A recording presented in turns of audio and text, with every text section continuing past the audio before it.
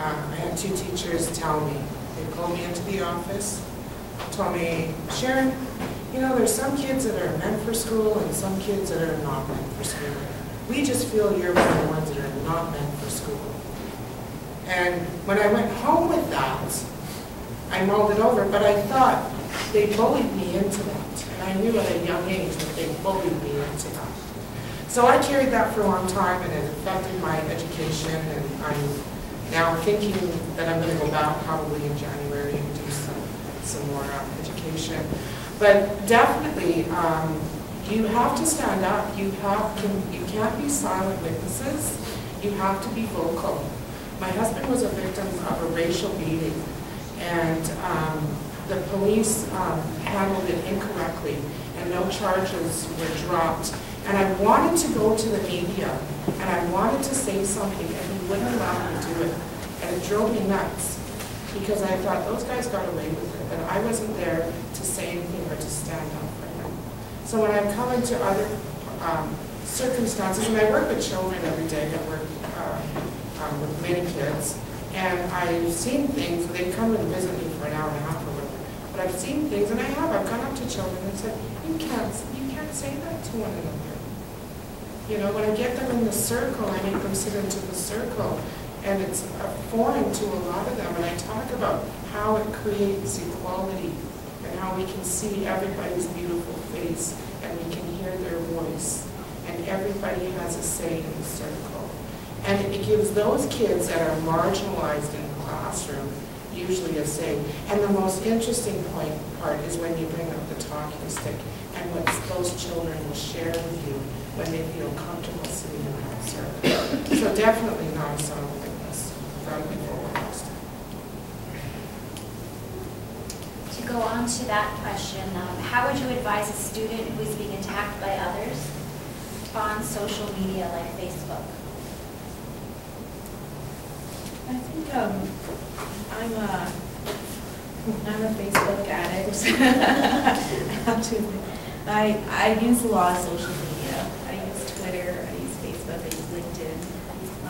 Social networking is a reality. It's for people. It's part of our lives at this point for young people. And I think at this point now, like I have two of my sons have graduated high school, and the third one's going to graduate this year. But right throughout their high school career, teachers wanted to communicate with me via Facebook or via Twitter or via text messaging. They wouldn't pick up the phone anymore. And that's how they wanted to communicate with my children as well, via email, via texting. They wanted their cell phone numbers. That's almost a requirement in school now for high school kids. So I guess with regards to social media, it's a good thing. It's also can be a very bad thing. And with bullying and everything else that happens that way, be very careful what you put on the internet, because it's on there forever. Pictures, information about yourself. I think the challenge now is with the new generation and the next generation is understanding what privacy means. And before, you kept your business to yourself. That's no longer the case with Facebook or any of the social media. The business is out there. So I guess recognizing what you should put out there and what you shouldn't. And if any kind of bullying or anything like that happens via Facebook, via Twitter, email, texting, you definitely have to report that to the police, because the police have recognized,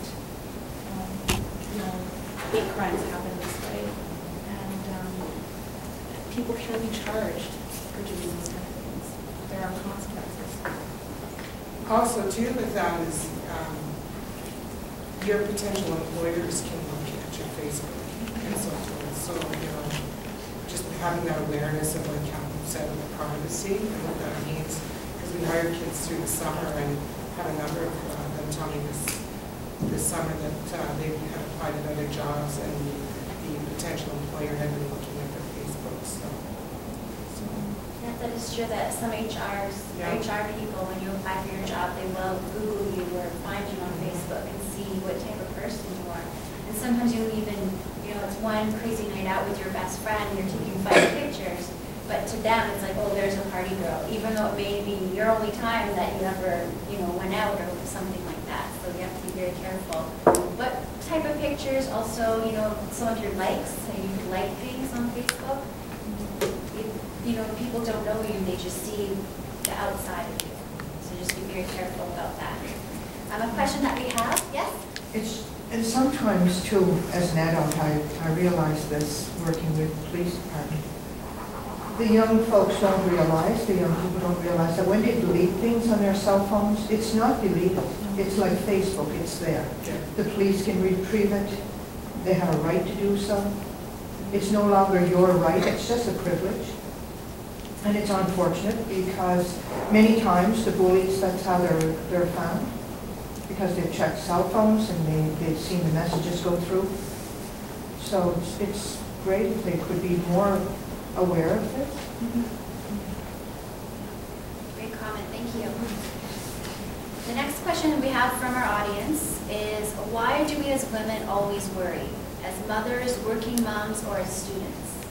I don't think we have a choice with that. It's Yeah. just who we are. It's the makeup of who we are. There's always Botox too, right? Yeah.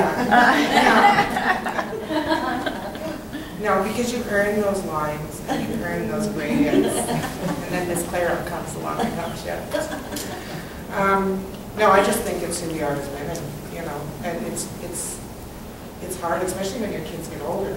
My youngest is 18, my oldest is 30, and I've got one that's ill, you know, and he's at home and I'm working with him, and he's like, leave me alone, quit worrying, you know, you don't have to worry about it.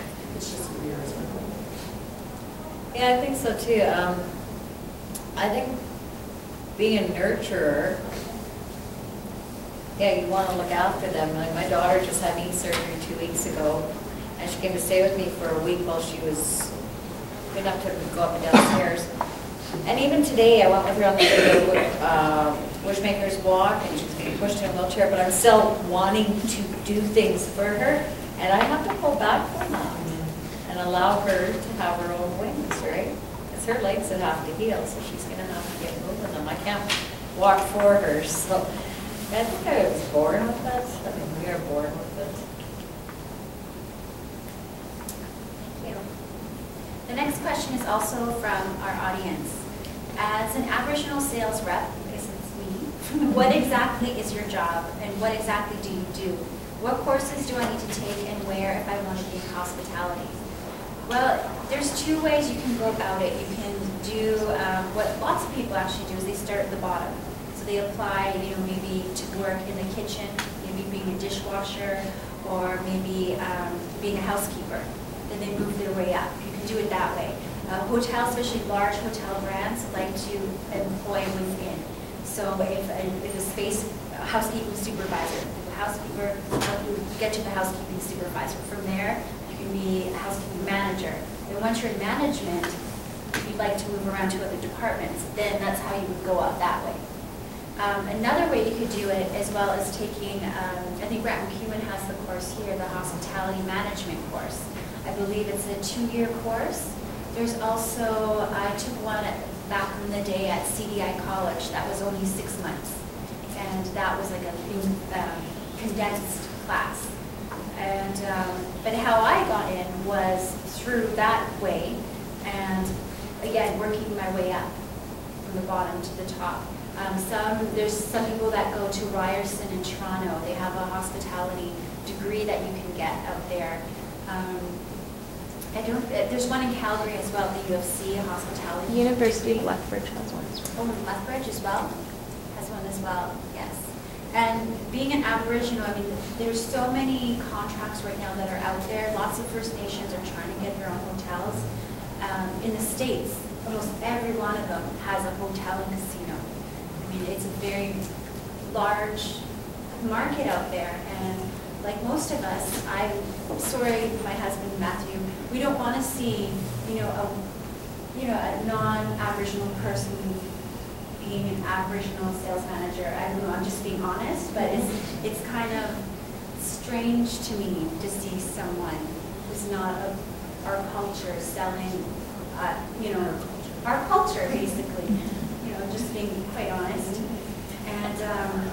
we need more people like me out there in my industry. I know there's lots of others in other industries, but there's 2 contracts out there right now in Alberta, 2 nations that are really close to getting a 4.5-star hotel on their land. So there's lots of opportunities that are coming up out there. And if whoever answered this question, if they want to contact me later on, I'm on LinkedIn, so you can find me there, but come to me afterwards and I can help you. And even within my hotel, there's lots of openings as well.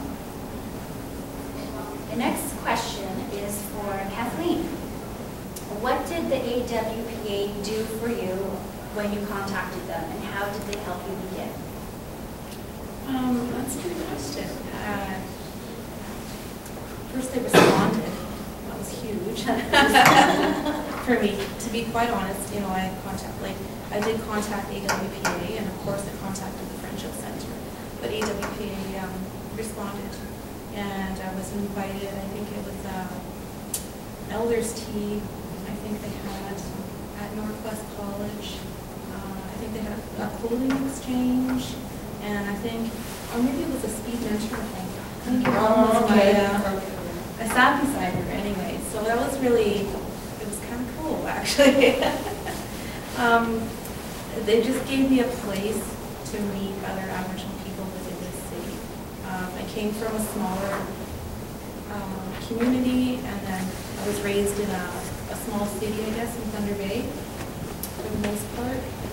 And moving to Edmonton was a huge culture shock, and coming to such a huge city, so it gave me a point of contact, and to know that I wasn't the only Aboriginal person here. Like, I was working in a social service agency where I felt isolated, so they gave me somewhere just to go out in a healthy way. I didn't have to. I didn't want to go to bars. That scared the crap out of me in the city. I was totally scared of to be honest, of being killed or kidnapped or something. I was really scared when I came to the city.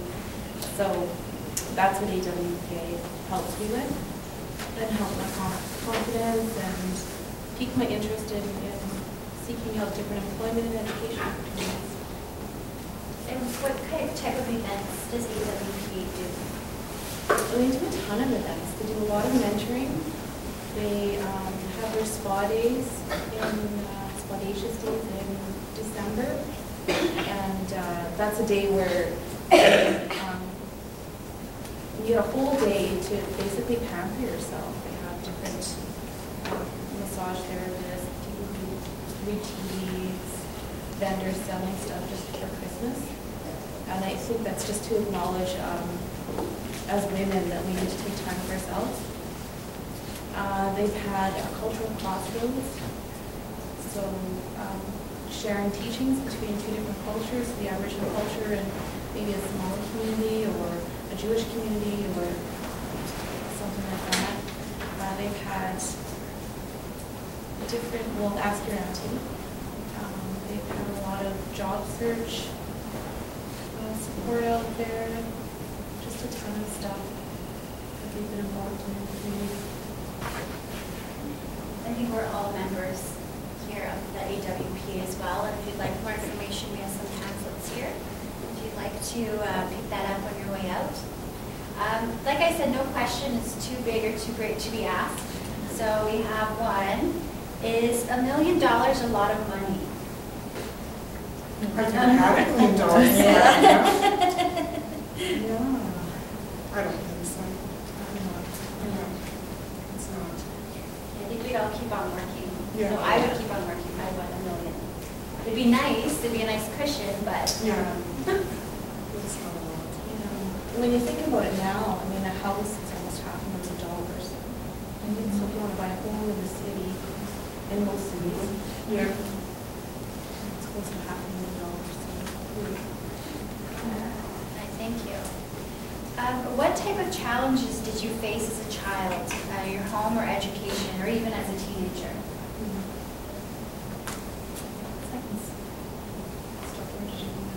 Go ahead and get started. Okay. Take turns. Yeah.